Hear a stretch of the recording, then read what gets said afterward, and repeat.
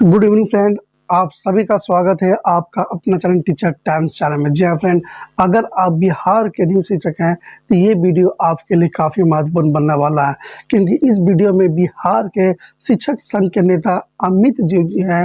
वो बता रहे हैं कि न्यू शिक्षकों के जो नियमावली में क्या संशोधन है, सक्षमता परीक्षा का क्या सिलेबस होगा, राजकर्म तेजा पर क्या अपडेट आया है। जी हाँ फ्रेंड, उससे पहले आपसे छोटा सा निवेदन है कि अगर आप हमारे चैनल में पहले भी विजिट कर रहे हैं तो हमारे चैनल को सब्सक्राइब कर बेल आइकन को प्रेस कर दें, ताकि शिक्षा विभाग जुड़े जो भी खबर आए सबसे पहले मिले आपको। जी हाँ फ्रेंड, देखें।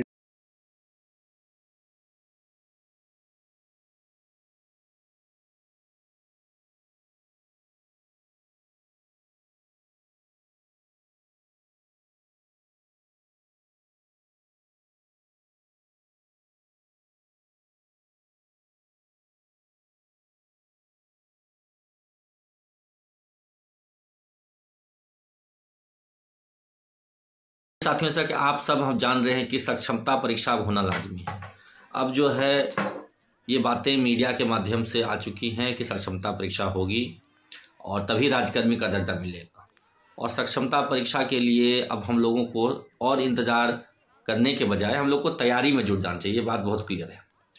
तो रैदर देन कि हम लोग वेट करते रहें, ये बहुत ज़रूरी है कि हम लोग तैयारी करें। तैयारी करने से हमें ज़रूर है कि फ़ायदा होगा। और अभी से हम लोग के पास समय भी बहुत कम, जहाँ तक मुझे जानकारी है 17 दिसंबर को परीक्षा होने वाली है। तो ऐसी स्थिति में हम लोगों को बहुत ही सजगतापूर्वक, बहुत ही तैयारी से हम लोग को इस परीक्षा की तैयारी में लग जाना चाहिए, जुट जाना चाहिए। और सबसे बड़ा सवाल जो सभी साथियों का आ रहा है कि सिलेबस क्या होगा, सिलेबस क्या होगा। देखिए, सिलेबस को लेकर के तो जो भी संदेह है वो जब नोटिफिकेशन जारी होगा तो क्लियर होगा ही।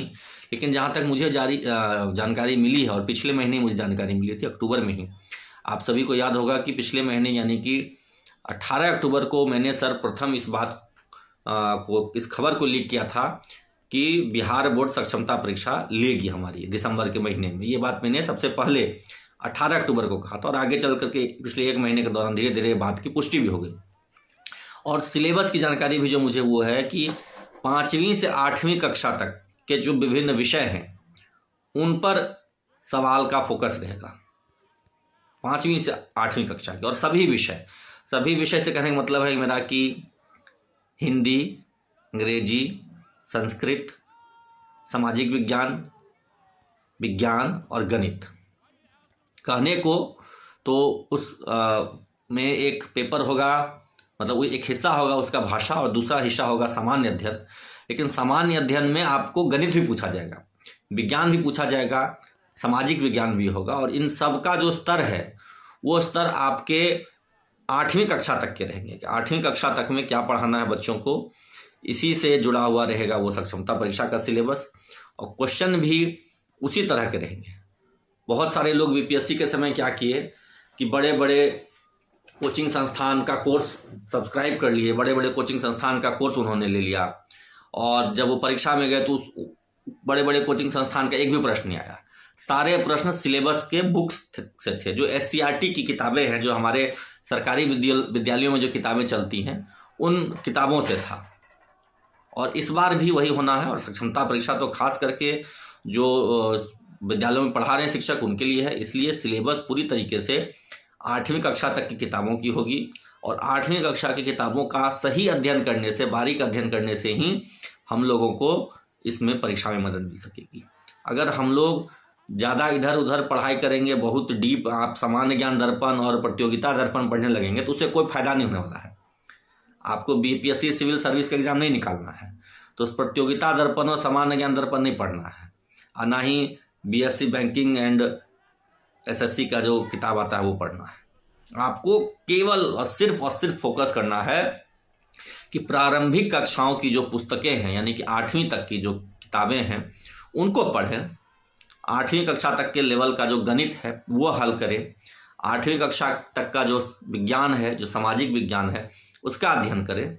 और इतना आप अध्ययन कर लेंगे तो निश्चित मानिए कि आपकी परीक्षा बहुत ही अच्छी जाने वाली है, बहुत ही शानदार परीक्षा होगी आपकी। इसमें कहीं कोई संदेह नहीं है, कहीं कोई दो राय नहीं। पहले आपको बता दें कि दिसंबर के अंत तक नियोजित शिक्षकों को पूर्ण राजकर्मी का दर्जा प्राप्त हो जाएगा। जिसमें बीपीएससी वाला सारा सुविधा दे होगा। इसकी अधिसूचना नवंबर माह में ही जारी हो जाएगी। नियोजित शिक्षक को अभी विद्यालय में कार्यरत है, जिसका अगले 2 से 4 माह में उनके सेवा अवधि के आधार पर प्रोन्नति, जैसे माध्यमिक को उच्च माध्यमिक तथा उच्च माध्यमिक को वरीय उच्च माध्यमिक में प्रोन्नति होगी। नियोजित शिक्षक बीपीएससी शिक्षक से वरीय होंगे।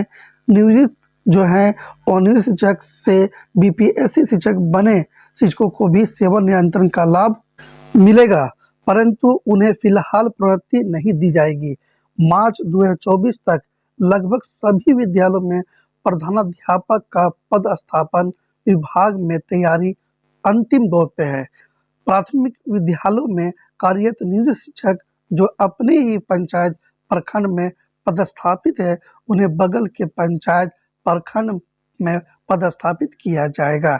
शिक्षा विभाग के डीपीओ का जो पद है वो समाप्त होने जा रहा है। सभी अब बीओ के पद पर कार्य करेंगे। जिला स्तर पर अब मात्र 2 पद, जिसमें एक डीओ और दूसरा डिप्टी टीओ होंगे। प्रखंड स्तरीय लिपियों का पद अब राज्य स्तरीय होने जा रहा है, जिससे इसका ट्रांसफर अब राज्य के किसी जिला में हो सकता है। शिक्षा विभाग के पदाधिकारी और लिपियों का बड़े पैमाने पर दिसंबर में ट्रांसफर होगा। जी हाँ फ्रेंड।